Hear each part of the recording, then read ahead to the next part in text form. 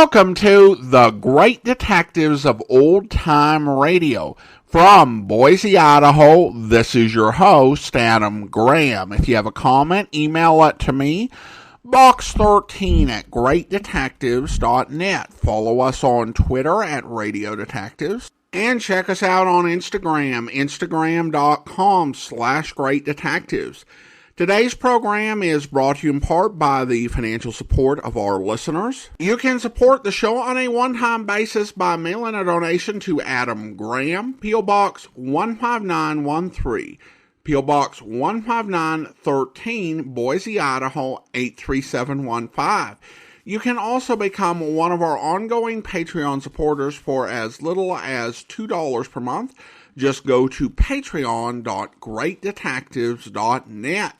Well, now it's time for this week's episode of Dragnet. The original air date, August the 18th, 1949, and it's Production 11, a.k.a. 16 Jewel Thefts.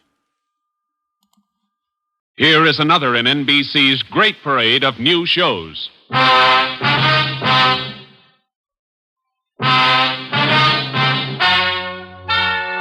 Ladies and gentlemen, the story you are about to hear is true. Only the names have been changed to protect the innocent. NBC brings you Dragnet.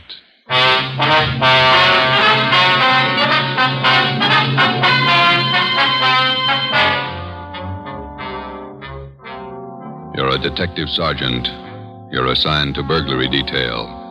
A sudden wave of jewel thefts is sweeping the city. In 16 days, 16 burglaries have been committed, one each night. They bear the same trademark. Thousands of dollars of jewels are missing. The thief is a master at his trade. Your job, get him. Dragnet, the documented drama of an actual crime, investigated and solved by the men who unrelentingly stand watch on the security of your home, your family, and your life. For the next 30 minutes, in cooperation with the Los Angeles Police Department, you will travel step by step on the side of the law through an actual case transcribed from official police files. From beginning to end, from crime to punishment, Dragnet is the story of your police force in action.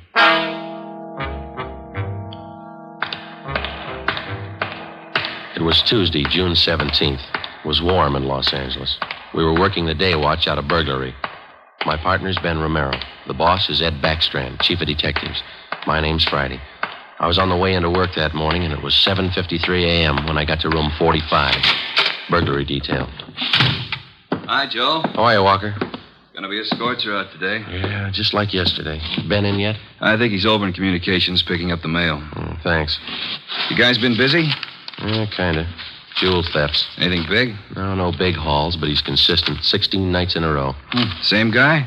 Think so. Same M.O. Yeah, everybody's got troubles. Gotta check some records. See you later, Joe. Okay, Willie.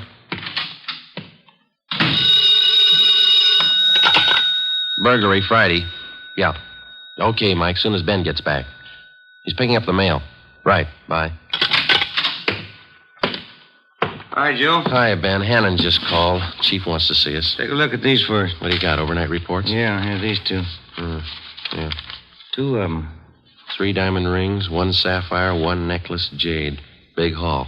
Look at the other one. Lady's watch, diamond band, emerald bracelet, tourmaline brooch. What's tourmaline, Ben? I don't know. Must be valuable. It's gone.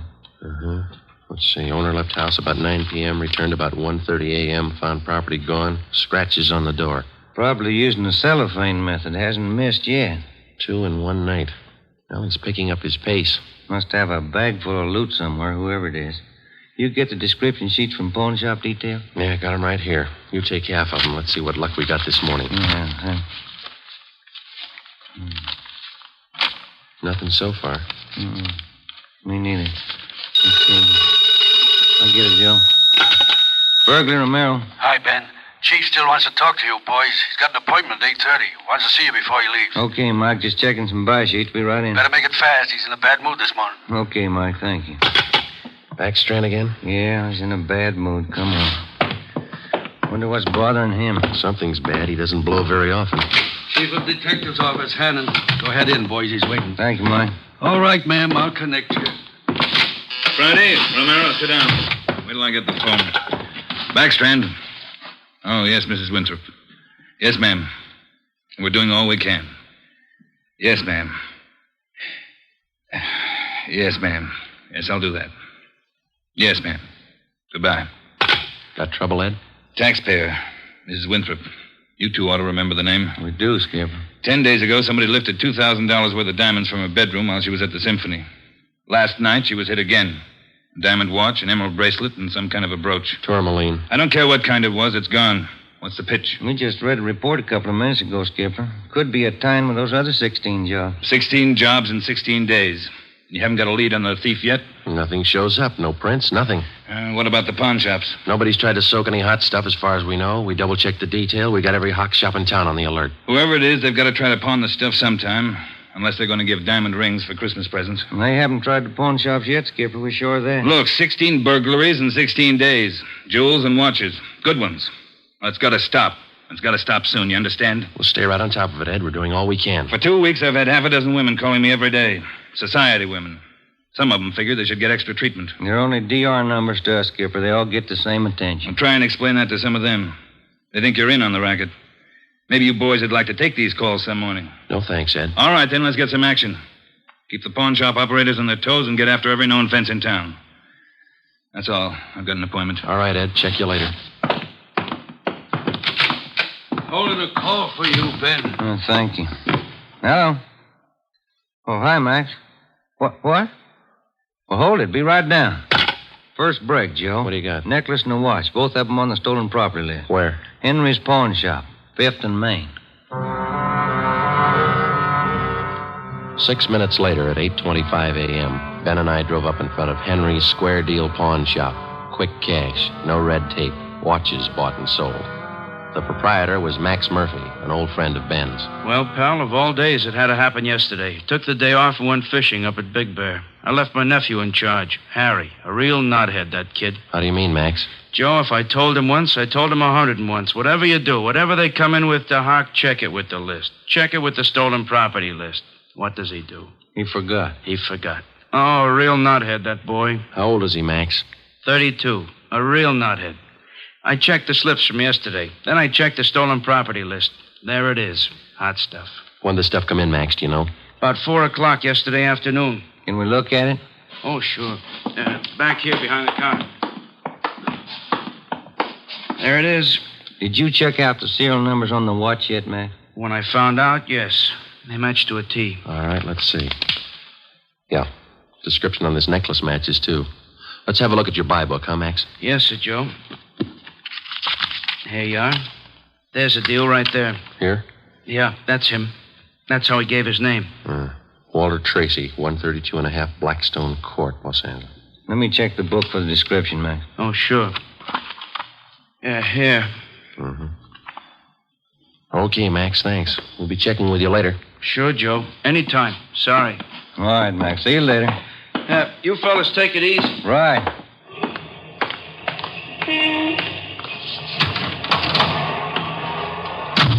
Want to check and see if we're clear, Joe? Yeah, I will.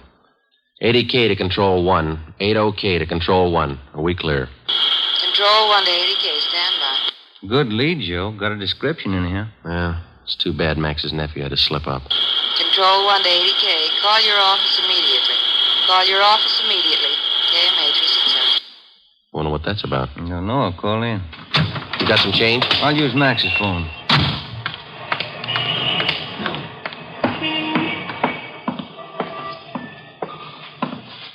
Use your phone a minute, Max. Oh, you, Ben? Sure. Help yourself. Thank you.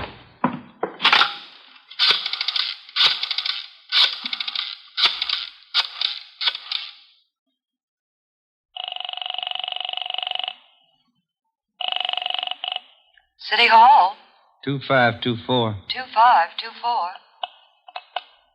Burglary. Levine. This is Ben, George. You got something? Hot one. Universal Loan Shop. 6th and Barton Place. Guy just took in a couple of rings. He checked too late. What you mean? He checked the form after the guy left. It was signed Walter Tracy.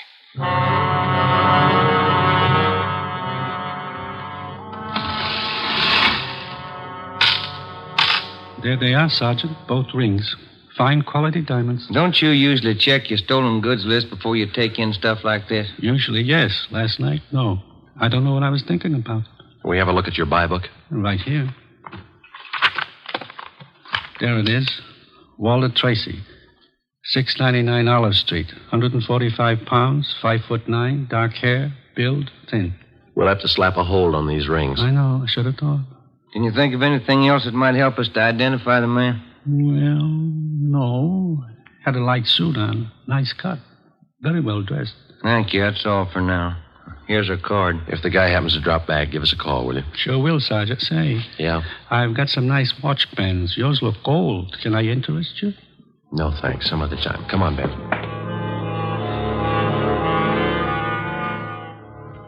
That afternoon and the following morning, despite our alert and our warnings, 2 more pawn shops called in with reports of stolen watches taken in. We checked them out. The serial numbers on the watches matched those on the stolen property list. On the pawn shop account books, the loan was listed under the name Walter Tracy. The addresses were given as number 12 St. Vincent Place and 700 East Flower.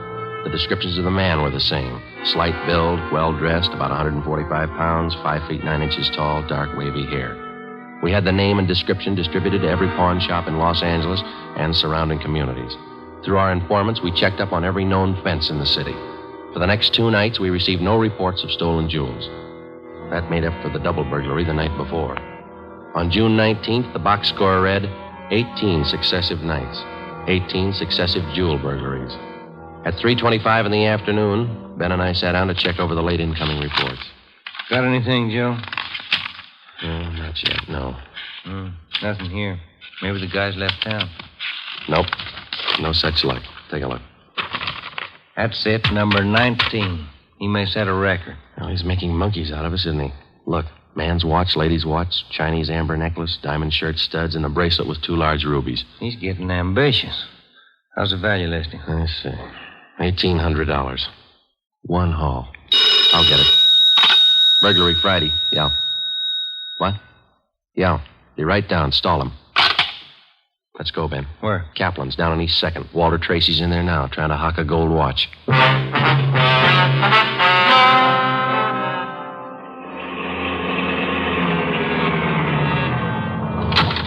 Ben, cover the door. I'll go and look like I'm shopping around. Right, but watch your step. We don't know this guy. Yeah, stay close to the door, huh? I'm sorry, that's the best we can do on the watch. Look, Mac, this is gold. 21 jewels. Well, that's the best I can do. Drop dead. What's the best I can do? Don't get sore. Yeah, sure. See you later. That's him, Sergeant. Walter Tracy. I stalled him as long as I could. All right, I'll check back with you later. Did you spot the guy that just came out? Yeah, I went up the street. Let's follow him. Hustle it. You spot him, Ben? Straight ahead, about 15 yards. He's crossing the street. Yeah, let's get up a little closer. We'll lose him, sure, if the light changes. Come on, run for it. Watch the traffic light. Yeah. That was close. He might have spotted us. He's going faster. Come on, Joe, run. Yeah. Don't lose him. This crowd's not helping. Hey, wait a minute. I bet you're a cop. You're chasing somebody. All right, let go of my arm, mister. Let go. Well, you don't have to get cuffed. Lousy cops think they own the street. I'm going to write the mayor's office. Come on, Joe. He's running for it. Yeah, I see him. Watch the signal up ahead. Hurry, Joe. Almost up to him. Into the parking lot. Hey, you! Stop! Look out, Joe. A gun. Yeah, I see. All right, get away. All right, smart guy. It's a nice job. Yeah. He's too fast for an honest man. Let's take him in. When we got back to headquarters, Walter Tracy was under technical arrest. We took him directly to the interrogation room. We searched him thoroughly. We had him take everything out of his pockets and put it on the table. Then we had him take all the money he had in his wallet, count it out, and hold it in his hand. What is all this routine? That's all the money you have on you? $47.17, right? Yeah. Okay, keep it in your hand. Ben, shake him down. All right, Tracy. Take off your coat, shirt, tie, and your shoes and socks. What kind of a pitch is this? I'm no hood. Take them off. Two-bit cops. You're not pinning anything on me. I don't care what you do. Sleeves, pockets, lining. Nothing in the coat, Joe. Get his shirt. Take it light with the threads, huh? Costs money. How about the trousers, Ben? Let's see. Cuffs, Pocket? No. Let me get the belt. Zipper on the inside of the belt? No, it's clean. Shoes are okay. All right, Tracy, let's see the soles of your feet. I hope you don't mind. They're dirty. Why don't you take a shower? Let's see.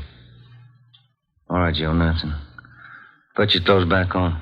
Yeah, thanks. All right, you. What's your name? Huh? I said, what's your name? You telling jokes? Walter Tracy. You know that. Your real name. How old are you, Tracy? 27. Where do you live? No place. Just got in town a couple of days ago. Where are you from? Salina, Kansas. Where you been sleeping the last 2 nights? The park, Pershing Square. Clothes don't show it. Pretty natty. I had 'em pressed. Where? Down by the square. I don't remember. You ever been arrested before? No. Where'd you get this gun, Tracy, the one you pulled on us? I didn't know who you were. Could have been a couple of hoods. You kind of look like it. Where'd you get the gun? I won it in a crap game coming out on the train. Where'd you get the watch? Graduation present. You want to run a make on him, Joe? The gun and the watch? Yeah, I'll call him. Go on, check. You can't prove a thing. Pawn shop records, Gilmore. Gil, is Friday. Can you give me a make on a watch? Sure, Joe, go ahead. Time Master, yellow gold, man's wristwatch. Okay. Case number 716F23. Right. Movement number B351708. Got it. Okay. Now give me a make on this gun, huh? 32 S&W automatic. Serial number 579461. Okay. Call me back? Right. What's your station number? 2572. I'll ring you, Joe. Thanks. Having fun? What'd you do with all those jewels you stole? When do I get out of here? I don't think you're going to get out. You got nothing on me. How tall are you, Tracy? Get your tape measure. 5'9". How much you weigh? 140. I'm 27. My name's Walter Tracy. I come from Salina.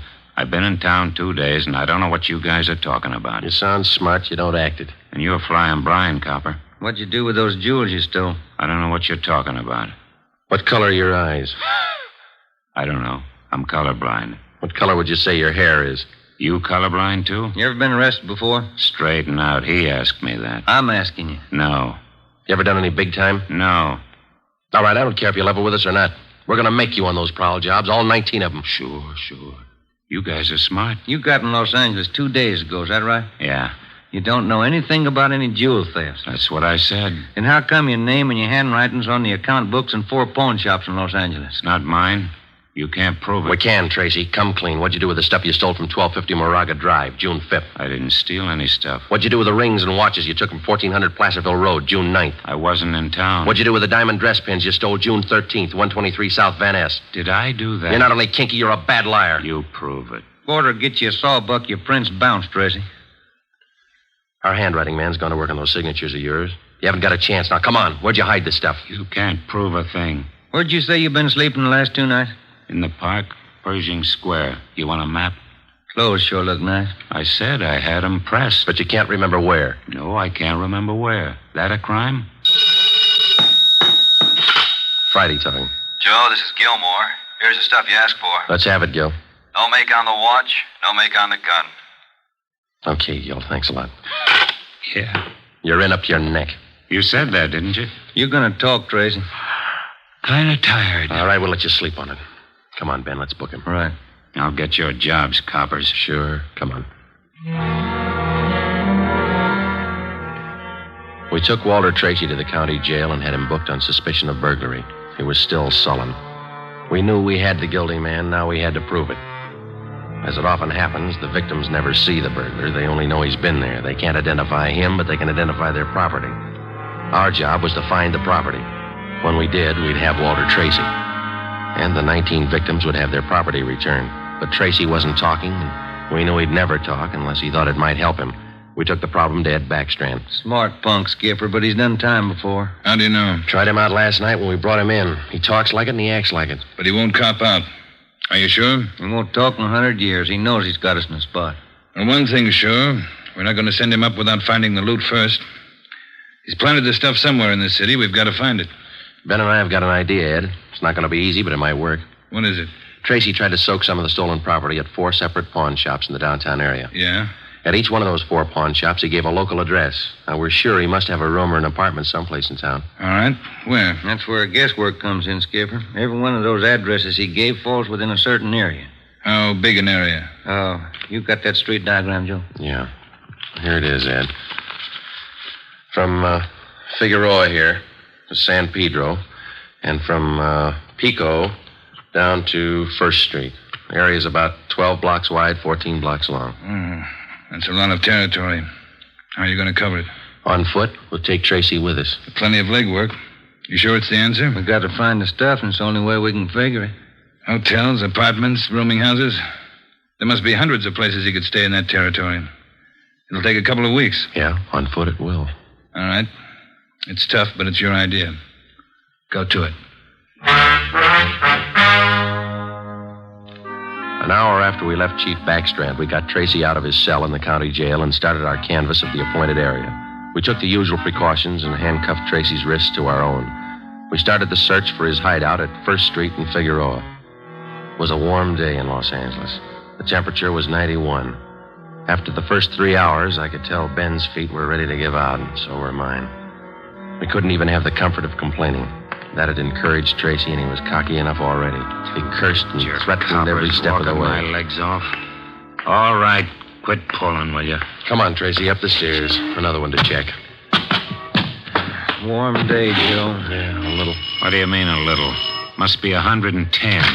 Yes? What is it? You the manager? Yes. Could you tell me which apartment this man has in your house, ma'am? Who, him? Yes, ma'am, this one. Never saw him before. He don't live here. All right, ma'am, thank you. Yeah. Hot, ain't it? When are you going to get wise? Come on, Tracy. Well, that finishes this side of the street. You want to cross over, Joe? Yeah, let's go. I'm hungry.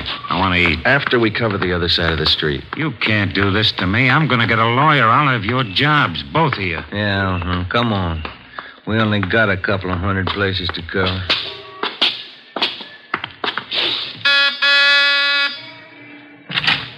Hi, gents. What can I do for you? You the manager? I run the place, yeah. Which room does this man have in your place? Him? You made a mistake. He doesn't live here. All right, thanks. My feet are killing me. Wait till I get a lawyer. I'll burn both of you dumb cops. What do you think you're doing anyway? Making a guy... All that day and the day after that and the day after that, Ben and I, with Tracy handcuffed to our wrists, canvassed the designated areas, from hotel to hotel, from rooming house to rooming house, and the apartments, too. Every day our feet ached a little more, our pace slowed down, Tracy got more irritable, and the weather got hotter. The second day it reached a high of 92, the third day 94, the fourth day 94. Police regulations say plainclothes officers must wear a coat and necktie on the street at all times. We wore our coats and neckties. The search continued into the fifth day. Our pace got even slower. Ben and I started to lose heart.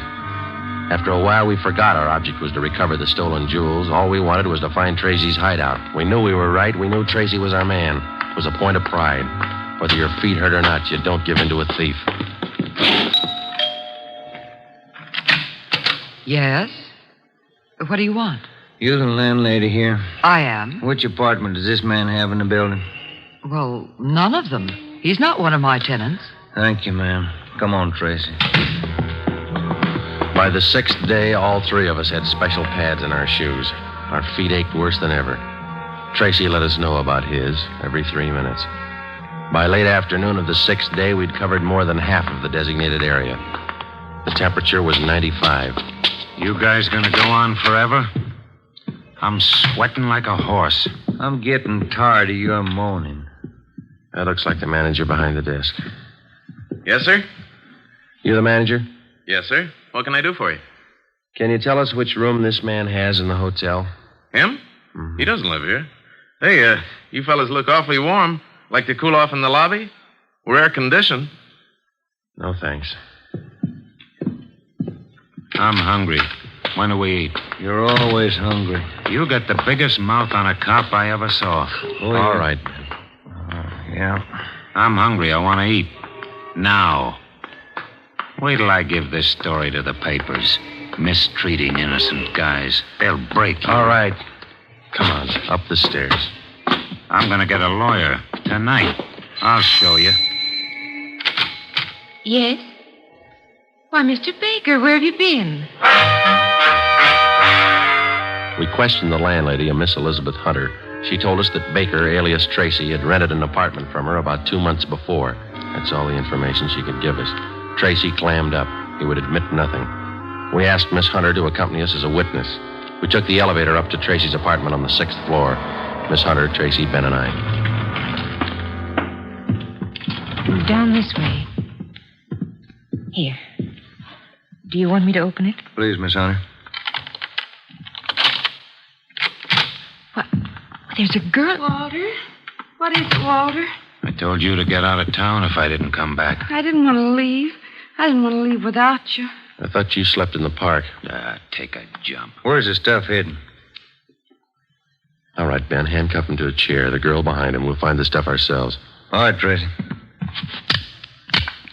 All right, you're next. I haven't done anything either, so you can't prove it. Billy, shut up. That's better. No talking between you two. If there is, we'll separate you. All right, Ben, you take the living room here. I'll try the kitchen. And get a window open. It's hot in here. All right. Sergeant, you will be careful of the furniture. Yes, ma'am. I had no idea. You, Mr. Baker, of all people. Don't talk to him, please, ma'am. Oh, yes. Tin cop. Why don't you spell? Ben, look. It's only the beginning. He's got the stuff scattered 7 ways for Sunday. We're going to need help.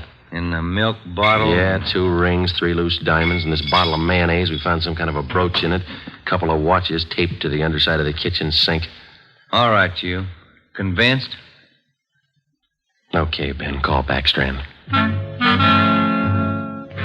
There was a definite possibility that Walter Baker, alias Tracy, had stored some of his stolen loot outside his apartment. We stood little chance of ever recovering it unless we got him to break. Ben called Chief Backstrand, and in 10 minutes he arrived at the apartment with another man from burglary detail, George Levine. Together we went over the 4-room apartment foot by foot. We found jewelry, watches, loose stones in every conceivable place. In cartons of cottage cheese, in jars of cold cream, in the garbage can, everywhere. Who's your girlfriend? All right, I'll ask her. What's your name? I said, what is your name? Billy. Billy Crawford. He didn't do anything. He didn't. All right, Billy. Maybe you can tell us. Where's the rest of the stuff he stole? He didn't steal. He didn't steal anything. Billy, shut up. Keep quiet, you. Ed, wait a minute. What? Just a minute. I want to look over here. Papers. Taped to the underside of that top drawer. What is it, Friday? No, you can't. You can't. Look at these. All right, you found them. I'll talk. No, Walter, don't. Parole papers. He's an ex-con. Yeah, I'll cop out. Don't do it, Walter. Billy, shut up. Dumb dame. The rest of the stuff, where is it? On the roof.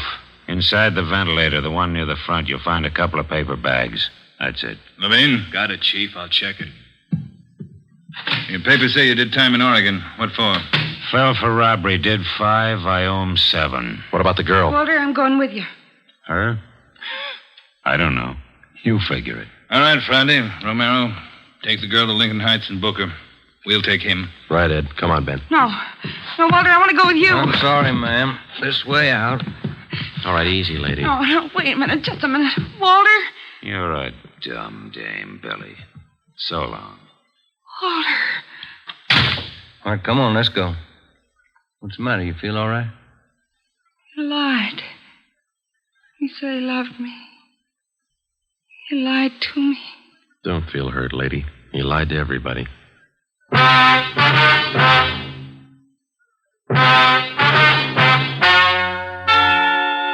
The story you have just heard is true. Only the names were changed to protect the innocent. Walter Baker, alias Walter Tracy, was tried and convicted on 3 counts of first-degree burglary and received the maximum sentence prescribed by law. He is now serving out his term in the state penitentiary. A hold has been placed on him by the state of Oregon, where he will serve out 7 years for violation of parole. Billy Crawford, Baker's accomplice, was tried and convicted of receiving stolen property and is now serving time in the state penitentiary for women.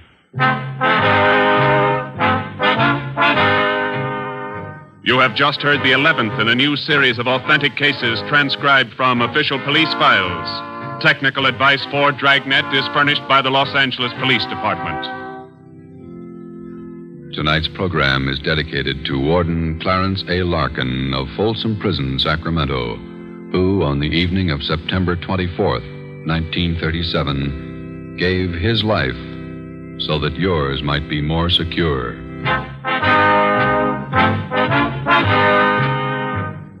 Dragnet came to you from Los Angeles. If you enjoyed tonight's production of Dragnet, you'll want to listen this Saturday evening to a pair of adventure shows featuring two well-known Hollywood personalities. You'll enjoy Brian Donlevy, star of Dangerous Assignment. Also on Saturday's schedule is Richard Diamond, private detective, as played by the screen's romantic tough guy, Dick Powell.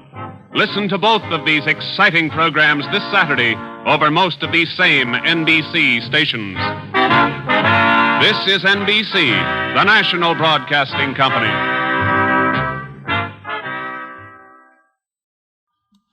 Welcome back. This is another one of my favorite Dragnet stories, although it doesn't rank near as high as the City Hall bomb. Nevertheless, it illustrates one of Dragnet's great ideas. It stands in contrast to many detective programs of the day, which imagine detective work as some glamorous pursuit filled with action and excitement all the time. Rather, Dragnet shows, more often than not, solving a crime is a long, hard slog involving a lot of trial and error, and also a lot of legwork. I think we all like to avoid tedium, and so much of our science and discoveries in recent years is dedicated to reducing the amount of tedium we all have to deal with. Sometimes, though, the only solution is just to go through a long and tedious process, and this story does a good job dramatizing that. Never was Joe Friday put through a more frustrating and exhausting experience. This job does a great job capturing the pure tedium and misery of this nearly week-long trudge through California summer heat in suits and ties with very rare encounters with an air conditioner. Harry Morgan is perfect as our criminal, as he brings a sharp tongue and a smart mouth and a bad attitude, making him the most unpleasant companion the two police officers could have had on an already miserable task. And his performance really does help make this episode work. Now, Morgan wasn't actually 27, as the character claimed, but he was 35. And Raymond Burr was 32. It's incredible how much older many people sounded back then. Speaking of Burr's character, Ed Backstrand, it's a bit of a recurring theme with some Dragnet episodes, particularly early ones, where the police captain takes out how many complaints he's getting from the public on the investigating officers, as if they're not already doing everything they can to solve the case. However, it's a human practice, so I don't fault its inclusion in this episode.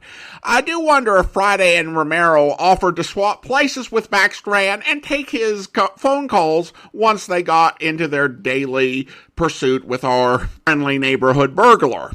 I don't think I've mentioned this before when talking about this episode in prior podcasts, but the foot chase scene was really good, particularly for something that was audio only. It brings to light the many challenges that police may face in pursuing a suspect in public. It's not nearly as easy as many other programs will make out, as sometimes the police have a pretty easy time, just being able to pursue a suspect, and the suspect has to do something clever to shake them. The idea of someone trying to grab a policeman while running for reasons definitely shows some of the challenges that you can face as a police officer when pursuing a suspect when you have a lot of people around. Finally, I have to salute the one pawn shop owner for trying to bounce back from having to hand over the jewels and the money he paid for the stolen merchandise and tried to sell Friday a watch band. That's how you do it. You just never stop selling. Well, now to listener comments and feedback. And regarding the brothers in in the City Hall bomb, a listener writes, I was sure that the brother with the bomb in the box was Parley Bear until you said that you didn't know.